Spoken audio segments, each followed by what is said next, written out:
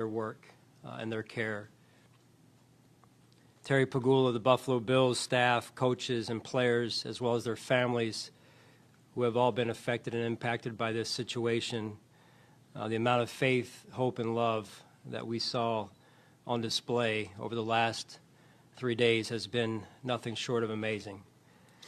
I'd also like to thank the entire Bengals organization, their ownership, and specifically Zach Taylor, his staff, and their players, and going above and beyond and handling the situation the way that they did. The officiating crew that was on the field, led by Sean Smith, and the way that they handled that situation with extreme poise and compassion certainly helped in the minutes that that situation unfolded on the field in the minutes after as well. Both Roger Goodell and Troy Vincent and their leadership from the league office, as well as the NFL Players Association and Don Davis. Fans of both the Bills and the Bengals, along with the many other fans and organizations that we've heard from over the last 3 days. And then I'd also like to thank you, the media, for your respect and privacy and compassion, again, over the last 3 days as we've dealt with this situation and going forward as well. Finally, and just as important as anything, is glory to God for his keeping Damar and his family in the palm of his hand over the last couple of days and his healing powers. With that, I'll turn it over to you. Sean, listening to the doctors today that we were able to talk to on that Zoom call, updating the progress he's made, particularly over the last 24 hours, how encouraging is that? And Josh, you can jump in here too. What's your reaction as you hear that? Yeah, very encouraging. We've been getting incremental updates. And Brandon and Nate, Brandon being and Nate Bresky, Nate being our head trainer, as well as Tabani. Richard stayed behind in Cincinnati at the hospital. They've been there the whole time. And so my hat goes off to them as well. But they've been giving us updates, or Damar's doctors have been giving our doctors updates, Dr. Bisson here in town. And then the updates have flowed basically through either Brandon and Nate or Dr. Bisson or directly from Damar's doctors. And the news has been very encouraging as we all are up to date at this point, and just extremely grateful. Josh, what can you say about the leadership of your head coach when this happened, when Damar collapsed, and ultimately deciding this game should not be played? Yeah, the way he handled it was he was the perfect man in that situation to handle that type of situation. I can't say enough about what he did, what he said to us in the locker room.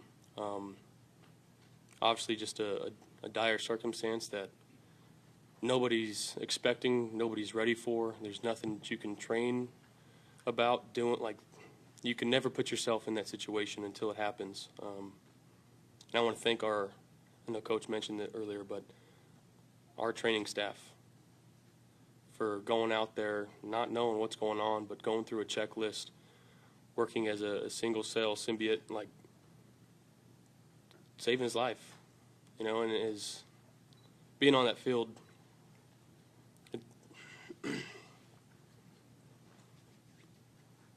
You lose sleep, you hurt for your brother, a lot of shared grief, but to the question before, getting updates and positive updates eases so much of that pain and that tension that you feel. But Coach handled it as perfect as anybody could. Josh, can you take us through, you personally, but even your teammates as well, the level of fear that you were facing when you were, because it was clear you guys knew what was going on.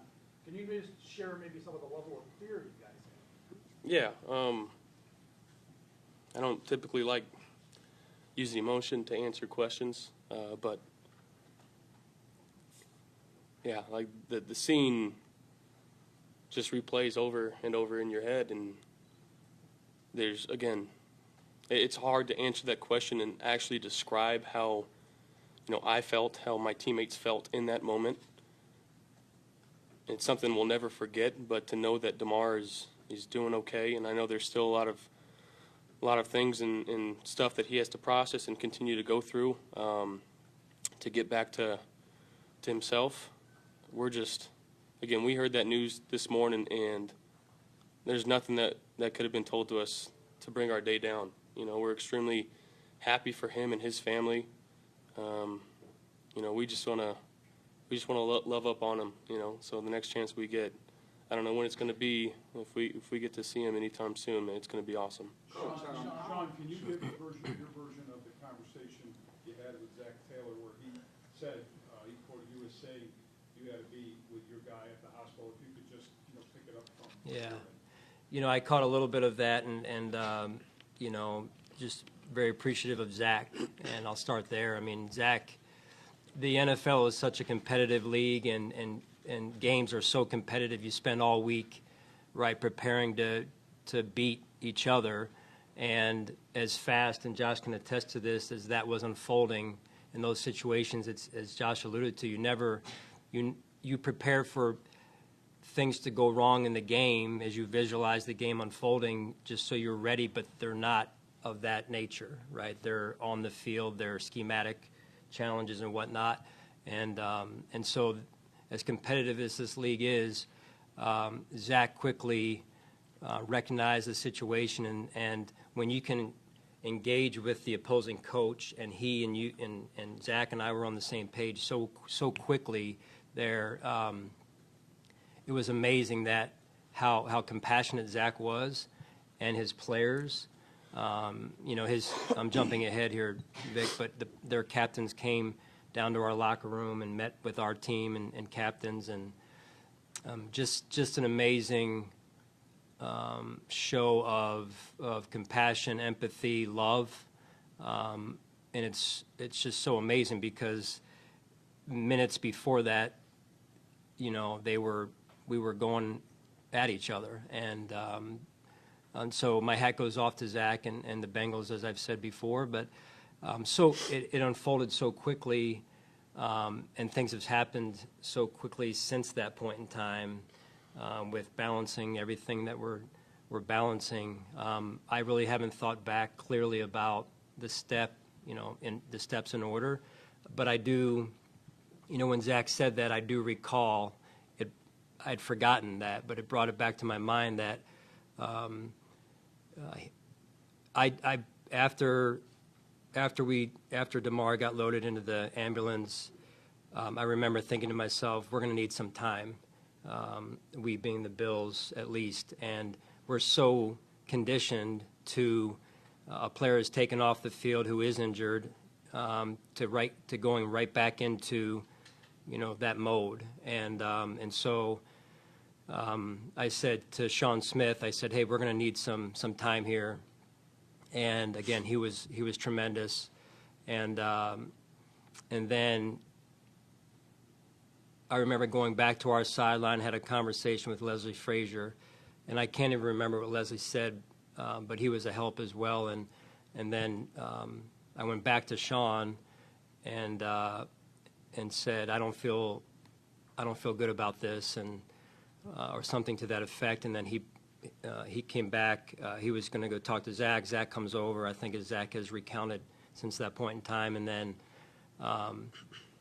then the league was involved, and so we went back to and the league helped in this way as well, saying, hey, it's okay to go back into your locker rooms, and so we headed that direction, and then the way things unfolded from there was really we were in the front of our locker room, not quite out in the hallway at that point, but having conversations amongst ourselves. I think I went in and addressed the team and just felt like overall it was going to be really hard to put them back out there, but I wanted to give them the option to go back out there if they wanted to, and led by Josh and a couple of the other captains, they decided not to go back out there, and so going then from our locker room out our doors to the hallway where Sean and the rest of the officiating crew as well as Donna Ponte from the league. They were there, making sure that they were there for us, and then Zach also walked down outside of our locker room, and I'm not sure what was covered on television or not. So, and then again, the follow-up conversation that needed to happen ensued right there outside of our locker room. Sean, how do you go, and Troy Vincent talked eloquently yesterday about how you were battling, and this team was battling, and how the focus was on really just mental health and Yeah. getting through this. How difficult was that part? How uplifting was the news this morning? And with Mario Hamlin speaking to the team? Yeah. And how do you just turn your attention now moving forward to try to play a game? Yeah, fair question. It's mental health is real, and I think as a coach and as leaders of organizations, number one, Terry Pagula does a great job of leading in that regard for us, but the job description of a coach is not just coaching X's and O's, and it's much more than that. And so,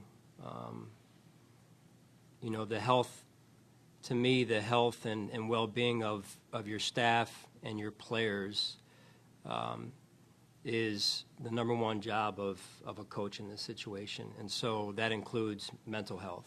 Sean and Josh, can you follow up on that? Was there, the media has spoken about you admiringly about your approach to mental health this week. Can you talk about whether there was any formal, I guess I'm thinking like the equivalent of brief counseling or anything formal for the team or resources that were made available to them this week? Yes, we provided, we have already in-house staff that is their main responsibility to not only the players but also the staff. And then in this case, we were able to add additional counselors when we arrived back here on a Tuesday morning. We weren't supposed to have a mandatory meeting or any function that day as a quote-unquote players' day off, mandatory, but we scheduled a 12 o'clock team meeting and had additional counselors on hand to help in that regard, generally to the overall team, but then in breakout sessions from there, if need be. Coach, what have you seen from your team, or what would you need to hear that will make you comfortable with playing the game at 1 p.m. and Josh, after he's done, you could follow up, just the idea of moving forward and playing for Damar? Yeah, when Damar's father spoke to us, again, the days have blended together here. So today is Thursday. So yesterday, Damar's father spoke to the team, and really his message was the team needs to get back to focusing on the goals that they had set for themselves. Damar would have wanted it that way, and I'm paraphrasing. And so that includes our game against New England this week. And I think that has helped. And then again today, the news today, as Josh alluded to, was a huge help to getting us back to focused on the game this weekend. Yeah, and I'd say from a player's view, hearing Mario talk to us, the words of encouragement that he had for us, and I had the chance actually to talk to him Monday night, and the only thing he said was, "My son's going to be all right." Coach, how no other coach has experienced what you was a part of on Monday night. How was it for you to keep your players level with their emotions while you dealt with your emotions at that moment? Yeah, I mean, what I did, and listen, this is not about me. This is about Damar and his family, and that's why I started the way I did. I really feel like I did what anybody else would have done, and so when you're in those situations, you just react. And when you prepare for a game, the game can slow down because you've prepared for the game and you visualized it ahead of time. In this case, I can tell you it was moving very slowly, at the beginning, just as Damar was on the field, time was just creeping by as we were trying to get a response to how he was doing, and then from that point on, it moved very, very quickly in terms of us trying to get to a decision and do the right thing. And I think that's really what it really comes down to, is just trying to do the right thing for everyone involved. Josh, what do you expect Sunday to be like for you and for this entire team? Little difficult to answer that question. I think for every person, it's going to be a little different. I think putting that helmet back on today was a really good thing for our team, and just to kind of go through that process. But I'd be lying to you if I didn't say, some people are going to be changed forever, after being on the field and witnessing that and feeling those emotions. But again, the best way that we can continue to move forward, obviously the updates that we keep getting on Damar really lift our spirits, leaning on each other, talking to each other. We've had some very open and honest and deep talks, some unbelievable, it sounds weird, but embraces as men, just hugging somebody and actually leaning into them. There's been a lot of that going around, and you need every bit of it. You really do. And again, I think the fact that we just keep hearing good news about Damar, it just keeps pushing us forward. You mentioned how Mario's words have helped you move forward. Obviously, the word of him being awake and seems like he's going to be okay obviously gets you much closer to calm. Why do you have to play Sunday? I'll say I'm not on the field playing, and I think there is a little bit of a different dimension when you're actually out there playing, in particular because of what Josh was referring to. I feel strongly that as his dad, as Mario mentioned to us, that this is what Damar would have wanted and wants, and we owe that. This is my opinion and my take on it. We owe that to Damar, and we owe that to his family. Do you think this is what the NFL should want? I'm not going to comment on that. Josh, to hear, Damar's remarks when he first was awake, that we win the game, how much, would that drive you and the rest of the team going forward? Yeah. His dad said the first thing that he's going to ask when he wakes up is who won the game. And sure enough, that's what he did, man. And as teammates, you love hearing that response, that the first thing on his mind wasn't, poor me. It was, how are my teammates doing? Did we win this game? And that's powerful in itself, man. And I don't think people really understand the bond and the relationship and the brotherhood that you have as an NFL team, especially this one here. Guys love each other, and we really do. And for, obviously Damar to go through that and to come out on the other side and still, again, just thinking about his teammates, that's Damar. That's who he is, though. Sean, all the adversity this team and community comes. Yeah. Just, do you wonder if it's the cruel thing, and you've overcome them? Yeah. How do you now overcome this one? And you wonder if the cruel fates are just, playing games with you, and how do you overcome this? Well, I'm a Christian man to begin with, and I'm not afraid to say that. And I know that when you're trying to do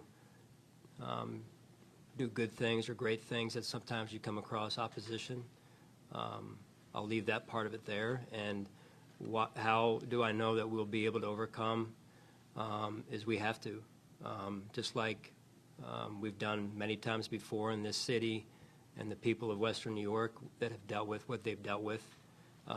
That's what you do. And I've never been around a city or a region like this that is so in sync, their teams and the fan base. And I mean that. And I know this is Josh's only team since he's been in the NFL, but I'm sure he would echo the same thing. And this is what Western New York and the fans of the Buffalo Bills, this is what we do.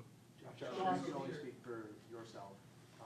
You obviously are a leader on this team, but the images of you and a lot of your teammates after that happened, they're powerful.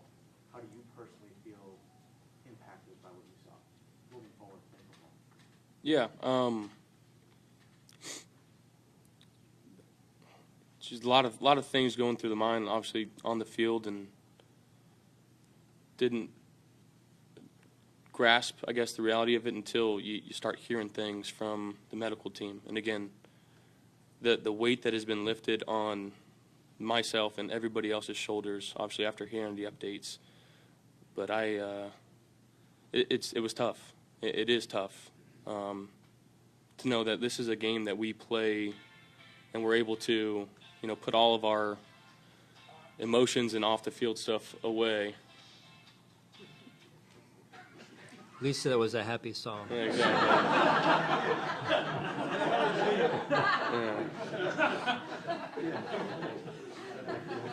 Well done, Sal. Sorry, guys. Yeah. Hey, Sean, while everyone's laughing at me, we've come to learn that Denny Killington was the person who delivered the CPR. Can you maybe share a thought about his performance, basically? Again, amazing. To give it context to some extent, Denny is one of our assistant trainers.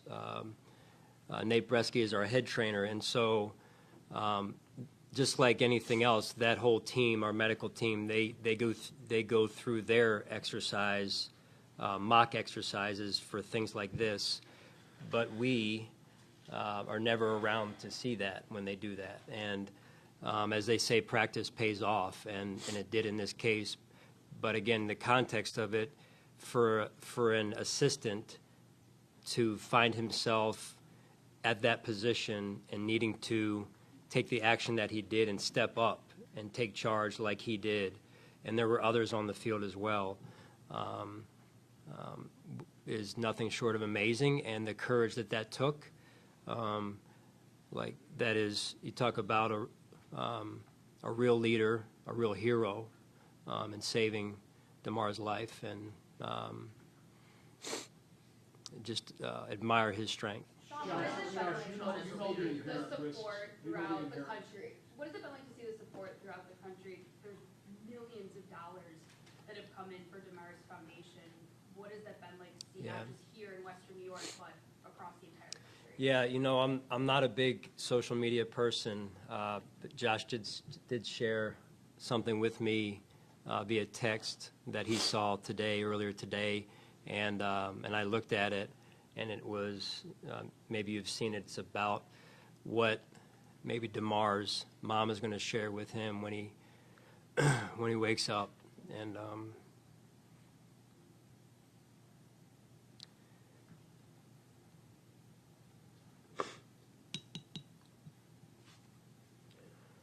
it's excuse me, it's amazing to know the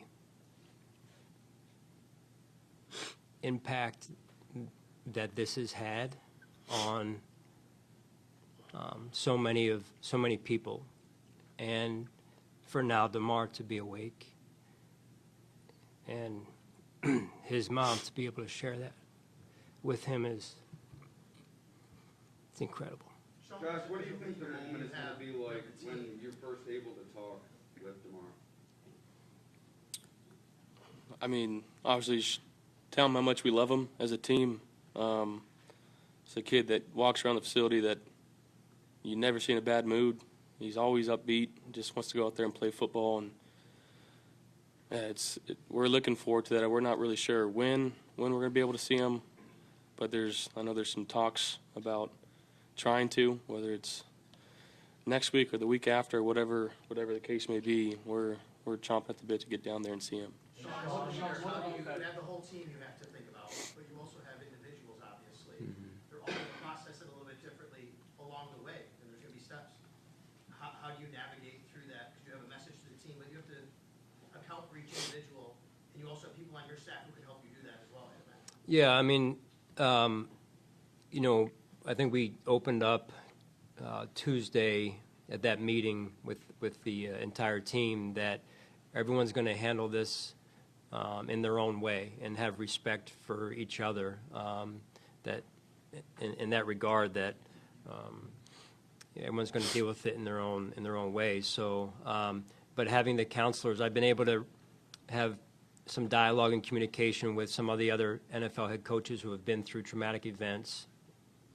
Obviously, none, not one is exactly like this, but they've been great, from Joe Gibbs to Mike Tomlin, Romeo Crennel. I know a couple of our coaches have spoken with Marvin Lewis as well. So that, albeit unfortunate, those situations that have come up have been good resources for us, and will continue to be. Sean, you talked about the mental health of the players, and you've talked about the mental health of the staff.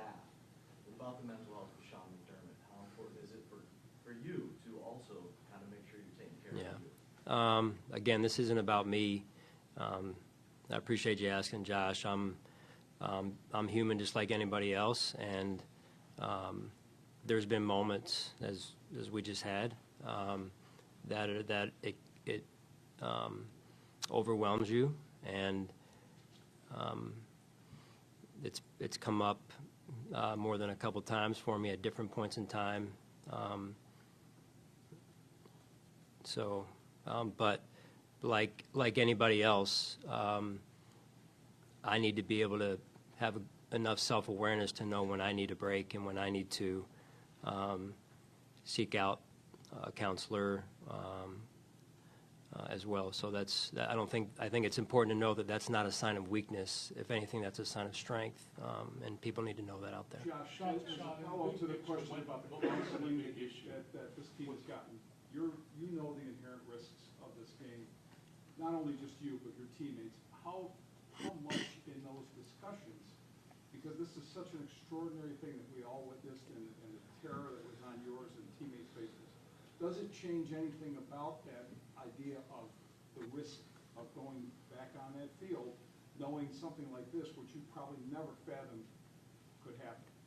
Yeah, and it's hard not to let it be, creep into your mind. We've been reassured this is the freakiest of freak accidents, and it took the worst possible timing for this to happen. But again, the mental aspect of it, going out on that field, if you have that thought, that's putting yourself at risk even more, putting your teammates at risk even more.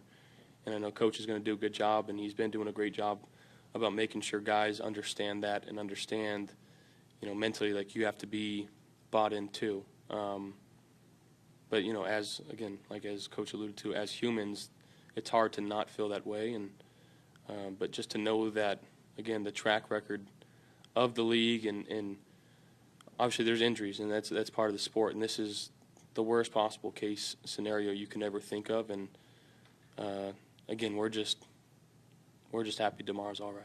Sean, a lot of people have wanted to know stories about Damar. What is he like as a teammate? And do you have any stories that you can share? And what is he like to coach? And do you have any? Again, he's in the locker room. He is the happiest dude. We play basketball, a little knockout before walkthroughs on Saturdays. He's got a good shot on him. But again, I couldn't ever tell you a story of where he was upset and brought it into the building. You just never saw him down. He was always positive. Again, and I know he switched to number 3 in the power of 3. This is the 3rd day since Monday night happened. And again, I'm a big believer in the prayer. Keep praying for him. Being surrounded by a fantastic medical team. Again, our training staff responding the way they did. It all had to be pretty perfect from what we were told for him to have a chance, and to know that he's going to continue to get better. We got to still keep praying for him, and we just got to get him back here. Sean, in the big picture, what would have been a big news story with the NFL canceling that game, how much does it matter to you or this team at all at this point to you? I see Josh is shaking his head. I mean, it's Canceling. in the aftermath. Well, how much does it matter that the NFL canceled that game? Because it just seems like, it doesn't seem like much in the aftermath of what has happened. No. It pales in comparison to what unfolded, and we're talking about human life, and that's that's the most important thing. We talked in the locker room after we went into the locker room, and we brought that up and said, you know, the ramifications could be X, knowing who was playing that night and what's with the seating and all that. But it was overwhelmingly in favor of doing the right thing for Damar and for the players in the locker room on both sides, not just the Bills, but also the Bengals, and felt strongly about that and still do. Sean, you've been really transparent about your feelings, Josh, you as well. And I feel like before you talk to us, we've seen you smile a little, we've seen tears. Some questions have been difficult to reflect on, and we're just a few days away from an actual game. Yeah. Do you truly believe in your hearts that the Buffalo Bills are ready to play a football game right now? Well, I'll start. I do. Yeah, I do as well. I mean, the news we received today in particular was a huge lift. And again, I respect these guys are the ones on the field playing. I'm standing on the sideline, Dana. So it's different for me. There's an added dimension for them on the field. So I'll just yield to Josh, and you can explain. Yeah. But. Again, Mario talking to us as a team, and the things that he kind of told us, and really didn't tell us, he demanded us. You know, and you can't not honor his request to go out there and charge forward, you know, to the best of our abilities. And obviously we'll be playing with, I guess, less heavy hearts now, knowing that, you know, today's news was a lot of tears of joy, I'll tell you that. But to know that that's what he wants, that's what his dad wants, I think guys are excited to get out there. Josh, you've been here for several years, experienced many live atmospheres with the fans. Just based on their support that they've shown via social media and otherwise, what do you expect the atmosphere to be like if you do indeed take the field on Sunday? Yeah, a lot of 3 jerseys, 3 signs. You know, it'll be. I'm sure it'll be a little surreal to be obviously at home last week of the season. Yeah, obviously there's some stuff that we need to still talk about as a team and get through, but gonna have a good week of practice. And the last couple of days have obviously been tough, but they've been better, and we just got to keep moving forward. Coach, same question to you. Just what do you expect the environment to be like? Yeah, I mean, knowing our fan base and the connection that we have and that they have with us, I think it's going to be very emotional for everyone in the stadium, and B, I think it's going to be unlike anything I've ever seen before, and we're going to have to balance some of that, you know, in order to perform the way we need to perform. But we've spent a number of games this season away, kind of ironically enough, and this is going to be really good timing, if there is good timing in any of this, for us to be home finally and in front of our fans. Josh, you've talked a lot about how close this team is, and we see it all the time. But what has this week been like in terms of guys being there for each other? Like, how have you seen your teammates, or maybe something you've done to be there for a guy? Like, what has that looked like between you and your teammates this week? Yeah, I mean, again, I think everybody handles, you know, tough situations differently. Some guys need to be alone. Some guys need to be loved up on. Some guys just need to be around people, and some guys need to talk about it.